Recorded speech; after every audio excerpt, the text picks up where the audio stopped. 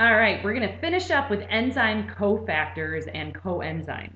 And basically what these are going to be activators that help an enzyme to do its job. And one that we're going to concentrate on a lot is going to be coenzymes, and they help to shuttle around electrons. So the most famous example is going to be this lovely one, nicotinamide adenine dinucleotide, which we just call NAD+ for short. And if you really are just dying to see how gorgeous NAD+ looks, here it is. Yes, it's a crazy, crazy molecule. Now, don't worry about this so much, but what's going to happen with NAD+ is it's going to happen to be awesome at picking up a hydrogen. And when it picks up the hydrogen, it's actually going to pick up 2 electrons in the process.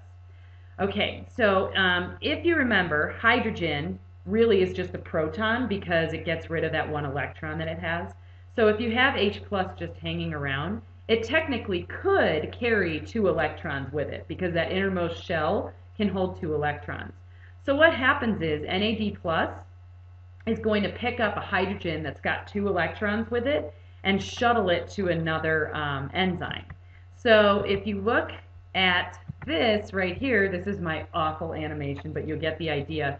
If this right here is one enzyme, and this over here is another enzyme, and this yellow part right here is going to be NAD+, what can happen is this enzyme can give NAD+ the hydrogen with the 2 electrons because those electrons need to move to the other enzyme.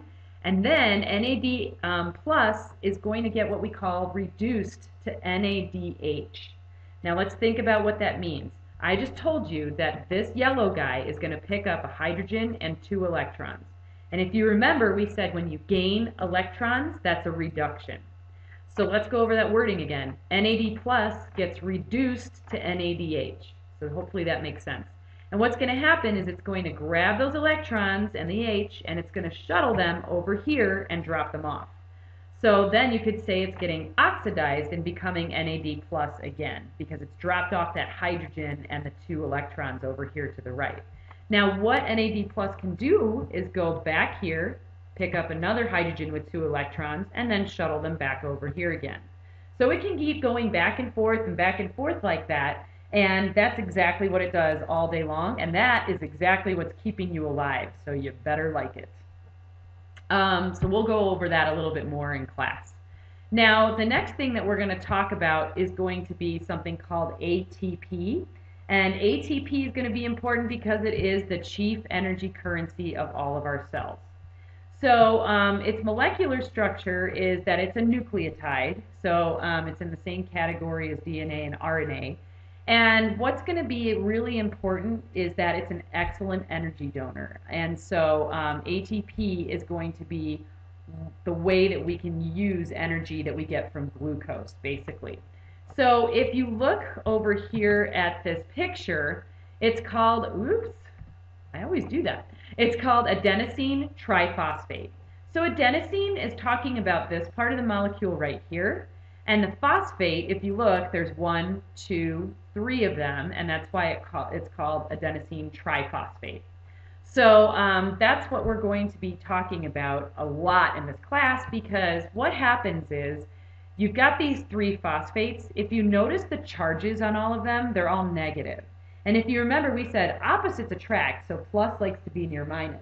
But if you have minus and minus together, they repel each other. So to get this bond forming right here is a big deal because they're repelling each other and all they want to do is get away from one another. So it's kind of like pushing a spring together and then letting it explode, right? So if you were to break this bond, it's going to give off a ton of energy because those don't want to be anywhere near each other. In fact, it actually gives you 7.3 kilocalories a mole, per mole, which is a huge amount of energy. And so when you are eating, let's say you eat a Snickers bar and you start to break down that glucose, you're going to break that glucose down into ATP. And then if you kind of get hyperactive and you're like twitching, you need energy to do that. And where you're getting the energy is you're getting it from that ATP that you created from the glucose. So we use ATP to power any of those endergonic reactions in our body, anything that is an energy requiring reaction, which is most of the reactions in our body. So we're going to get more into how ATP works, like why do we gain weight when we eat sugar and don't do anything versus how we lose weight when we work out and eat healthier. We're going to talk about that in the next chapter. But what we're going to finish up here with are what are called biochemical pathways. And I have a little picture of a biochemical pathway right here.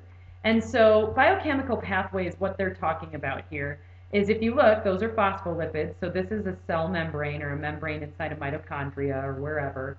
And what happens is you have a substrate going into one enzyme, and then the product of that is going to be the substrate for this one, and the product of that is going to be the substrate, and so on. And so this is a biochemical pathway, and this is how a lot of reactions in our cells are going to work. And this is actually one of the reactions that's happening in your cells that's keeping you alive with those electrons. Now, there may come a point where maybe you don't need this reaction to be happening. Like maybe you don't need all this energy being produced and you can store it. So what can happen is feedback inhibition, which is going to be where the product of this last one becomes an inhibitor for this first one, and it goes here and blocks it and stops this whole process from happening. So that's going to be feedback inhibition. And like I said, that happens all the time if you want these reactions to stop. And there are tons of disorders that occur because you can't do that or something is faulty with that. And so we'll talk a little bit more about that in the next chapter. But this, I just wanted you to get some basic information. And so in the next chapters, we'll get more into how this process works and all these things come together.